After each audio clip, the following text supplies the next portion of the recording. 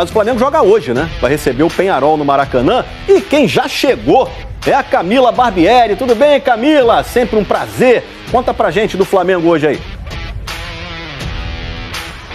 Oi, Escobar, bom sempre falar contigo também, viu? Por enquanto, aqui no Maracanã, só o pessoal trabalhando, tá relativamente vazio o estádio.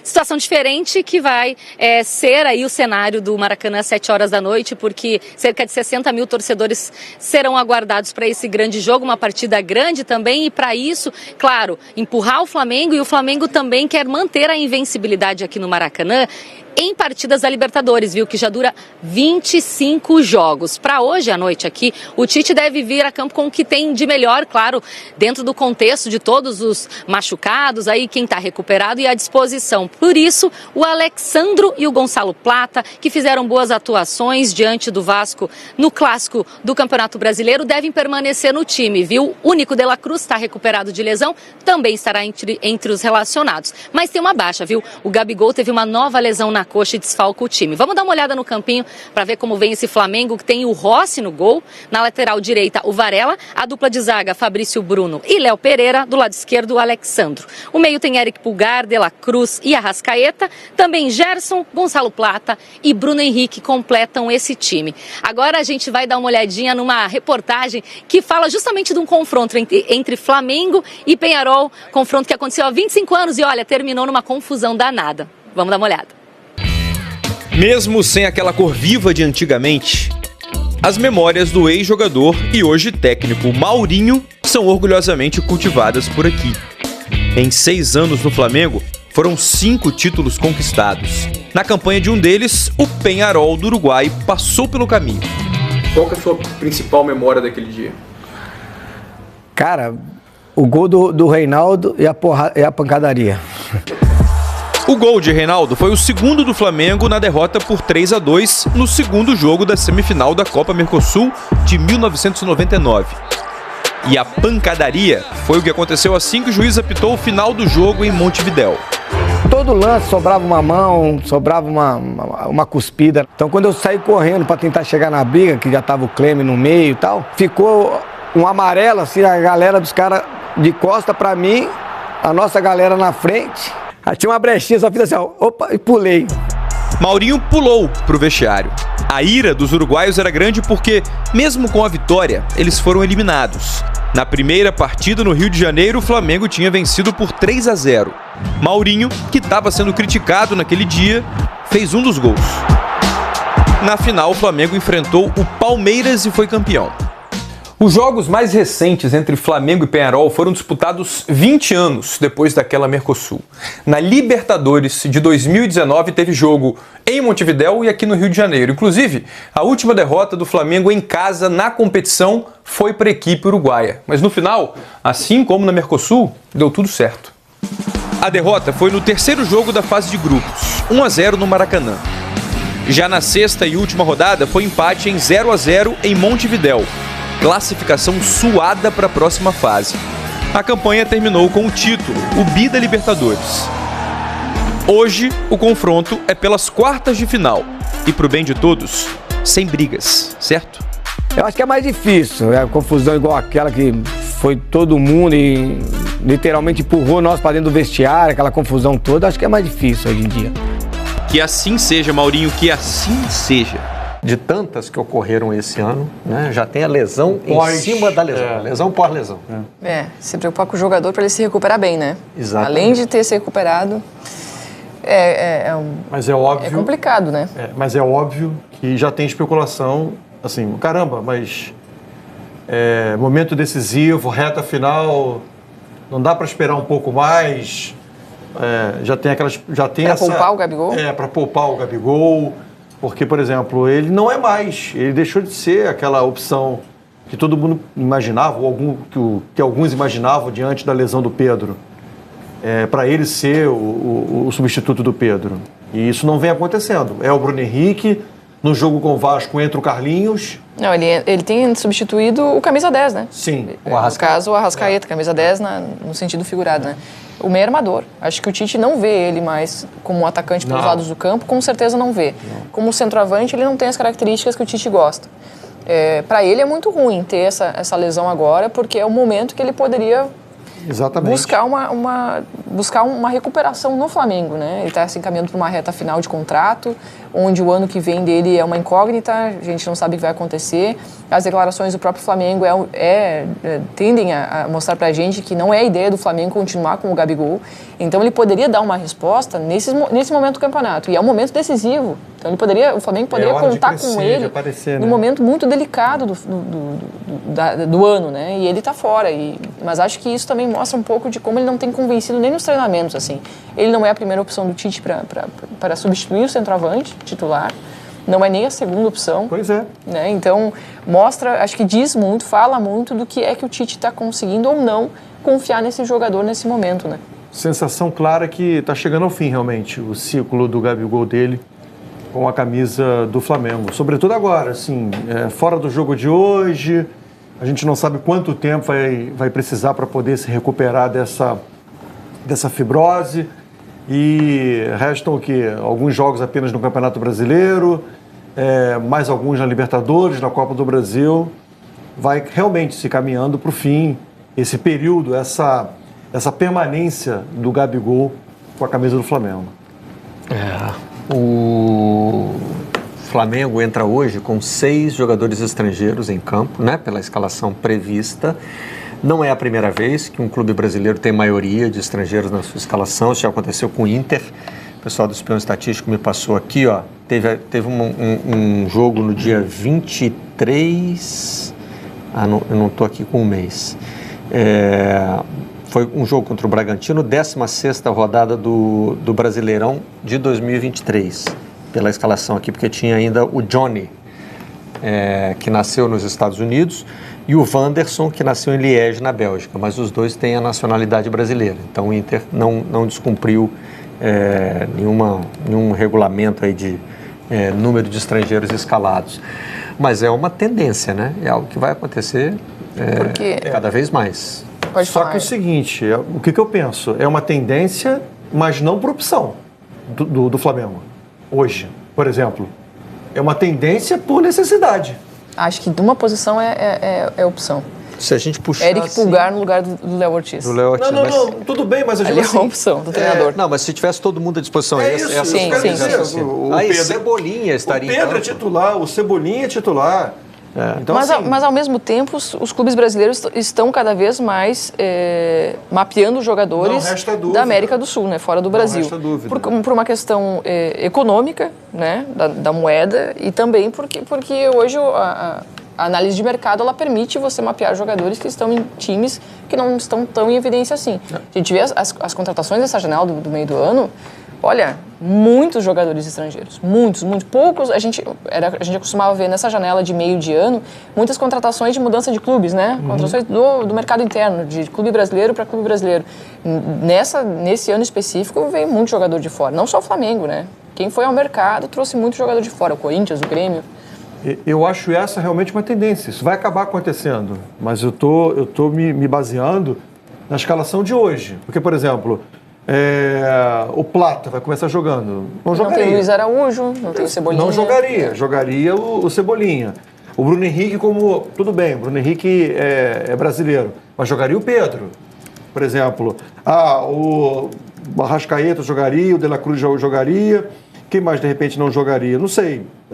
O Varela, talvez? Não sei. Disputa ali entre o Varela e o Wesley. Mas eu acho que é uma questão hoje mais pontual em relação aos desfalques que o Flamengo tem. Mas é uma tendência. A gente vai passar a ter isso de uma forma natural. Ou seja, o time titular de alguém, o time, né, titular de uma equipe, né, de um clube, vai ser formado por mais jogadores estrangeiros do que brasileiros. Na linha de estrangeiros e brasileiros, uma curiosidade. Uma boa sacada do Sérgio Lobo aqui. 14 uruguaios em campo. 11 do Peñarol, 3 do Flamengo. É isso. Muito uruguaio. Né? E o Flamengo entra em campo mais uma vez com uma escalação que nunca jogou junta. Vai mudar de novo. Vai entrar o Gonzalo Plata, né? Que não tinha jogado junto nessa equipe. Agora, então, eu acho... O Plata até jogou contra o... Mas não começou jogando, né? Não. Ele entra durante a partida. Contra o Vasco? Contra o Vasco? O Plata entrou no jogo desde o começo, não? Plata e Alexandro não eram as novidades contra o Vasco? Não lembro agora da escalação. Eu me recordo. Eu também não me recordo. Eu tinha em mente que ele tinha entrado ao longo da De partida. qualquer Mas forma, vamos essa ver. escalação do jeito que ela está hoje, Sim, é diferente. Nunca é jogou diferente. É diferente. É, porque o Léo Ortiz tinha começado jogando junto com o Pulgar, né? Enfim, eu acho que essa escalação, o Tite questionado sobre essas escolhas que o Tite vai ter que fazer, ele chegou a falar numa coletiva pós-jogo, não me lembro se foi após o último jogo do Flamengo ou o penúltimo, que o campo estava falando, né? O campo fala, o campo vai falar como que ele tem que agir, quem vai ganhar a posição. Agora, se de fato o Flamengo for a campo hoje, escolhendo o Pulgar ao invés do Léo Ortiz, eu não sei se o campo está falando tão alto assim para os ouvidos do Tite. Diga. O Plata começou jogando, tá? Começou jogando? Começou jogando, mas eu estou dizendo, o De La Cruz está voltando agora. Então, sim, De La Cruz, sim. Plata e Alexandro um time mudado. já não jogaram juntos. Então... Sim, é um time modificado. E aí, se a escolha do Tite for realmente pelo Pulgar, nada contra o Pulgar em si, até eu gosto muito desse jogador. Mas o Léo Ortiz estava jogando demais. Muito. Se o campo estava falando algo, era que Léo Ortiz é titular desse time do Flamengo. E se ele perder a posição, eu não acho que é muito... que o Tite está sendo muito fiel a essa história do campo falar. Dessa vez o campo falou e o Tite não ouviu? E eu acho que ele não preferiu ouvir outras vozes. Pode ser físico? Pode ser algo físico, uma opção física? Não sei. Mas físico na Libertadores? Físico... acabou acontecendo no jogo de Libertadores. O time ideal do Tite, quando ele conseguia repetir a sua equipe titular, tinha Eric Pulgar, De La Cruz e Arrascaeta. Sim. Esse era o meio-campo que o Tite sempre gostou. Só que o Léo Ortiz entra no time, o time joga. Exato. E o Pulgar, ele voltou da Copa América, ele tem muita qualidade, volto a dizer, tá? Acho que ele é um jogador muito bom. Mas ele volta à Copa América oscilando um pouco. E o Léo Ortiz parece ter assumido essa posição de volante. No desarme, na lucidez de jogo, no passe vertical. Então, para mim, o Flamengo deveria continuar com o Léo Ortiz no meio-campo. É que o Léo Ortiz também entrou como volante em momentos em que o Flamengo tinha um time um pouquinho mais reativo. Também. Né? Principalmente na época dos 9 desfalques da Copa América, né? O Flamengo adotou um modelo de jogo um pouquinho diferente. Não estou dizendo que o Flamengo se tornou um time reativo, mas era... Não, mas ele em alguns momentos foi, é verdade. Abafava menos do que costuma fazer, por exemplo, quando tem De La Cruz e Arrascaeta no time. Aí não sei se na linha de raciocínio do Tite... Eu ainda acho que pode ser questão física. Pode ser. Ou seja, assim... Será? Estou pensando se assim, na questão tática, o Tite imagina que o Pulgar dá mais sustentação ao meio-campo com De La Cruz e Arrascaeta, que vai sair mais pro jogo. Mas assim, o Léo Ortiz tem característica de marcação. Eu acho que o Léo Ortiz é um jogador mais completo que o Pulgar. E assim, ele arma o jogo, ele sabe armar o jogo e é também um jogador de marcação. Então assim, eu acho que ele entrega mais que o Pulgar. Eu continuo achando que essa opção pode passar por uma questão de desgaste físico. A gente viu aí, né? Após sequência como titular, essa sequência pode ter pesado, pode ter influenciado. Mas teve uma data FIFA agora, né? Teve isso também. Uma parada que eu acho que o Flamengo foi menor, o Flamengo teve um jogo, né? Na quarta-feira, mas ainda assim veio uma parada e o Flamengo voltou jogando muito melhor depois dessa parada, com saúde física. Eu tenho uma dúvida para ver esse retorno do De La Cruz também. De La Cruz me pareceu mais cansado depois da Copa América, com algumas dificuldades de fazer aquele jogo com a qualidade que a gente imagina. A função dele é uma função que ele precisa ocupar muito espaço, preencher muito esse meio-campo, ter muita presença ali no meio-campo e fazer o jogo funcionar encostando no Arrascaeta, encostando no Gerson encostando neles, para ter uma dinâmica favorável ao jogo de qualidade que o Flamengo tem, de troca de passes, de envolvimento. Depende muito desse comportamento do De La Cruz. Eu espero que esse retorno para o time titular seja pelo que ele está mostrando nos treinamentos, deve ser, né? Se não, faria muito mais sentido formar um meio-campo ali. Então, com o Pulgar e o Léo Ortiz, é uma possibilidade, né? Tendo o Arrascaeta na frente. Sim, Gerson. Mas tem que funcionar. Acho que o De La Cruz ali, ele tem que ter muita vitalidade para fazer essa função funcionar. E especialmente sem ter o Léo Ortiz. Porque o Léo Ortiz é um cara que quebra muito as linhas. O Eric Pulgar não é tanto assim, é um cara que cadencia mais o jogo. Ele trabalha essa primeira fase de criação cadenciando um pouco mais o jogo. E aí exige muito mais envolvimento dos meios para fazer a criação acontecer. E o Flamengo vai buscar quebrar uma escrita hoje. Não ganha do Peñarol em Libertadores. Também não é um universo muito grande de confrontos, mas é um histórico ruim. 4 jogos, 3 derrotas e um empate, nenhum gol marcado.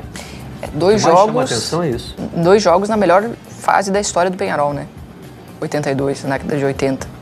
Que também era uma melhor A melhor fase do Flamengo, na verdade. É que eu quis dizer. E 2 jogos depois da ótima fase do Flamengo. Sim. 2019. É que o Penharol decaiu demais, né? Tá tentando se recuperar agora, né? O Penharol pega o Em Flamengo termos históricos. né? Em 2 séries históricas. Em ótimos momentos, né? E não cede resultado, não. Verdade. Eu lembro desse 1-0 no Maracanã de 82, Gol do foi o Jair? do Príncipe Jair. Príncipe Jair. Deu um pancadão de fora eu da lembro área. Também. Eu lembro não, eu vi, né? Porque E o Flamengo entrou nessa edição, se não me engano, direto na semifinal. Né? acho que foi. Você leu na revista? É, Tem eu uma li na placar revista. antiga lá? Eu li na Foi revista, biblioteca? isso. Eu vi. Viu no YouTube. No texto seu. O Ela é um cara que tem muito No seu interesse texto por seu. história de Você futebol. escreveu, eu minha vi o seu crônica- texto. Minha crônica da partida. Eu vi a sua crônica da partida.